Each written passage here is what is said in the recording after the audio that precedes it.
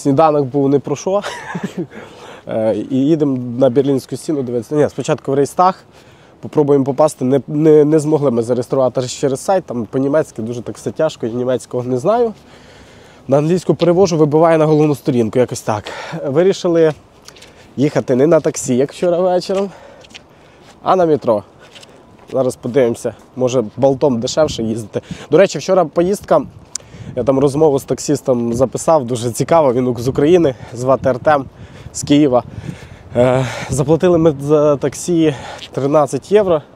В принципі, не дуже дорого, враховуючи, що це Берлін.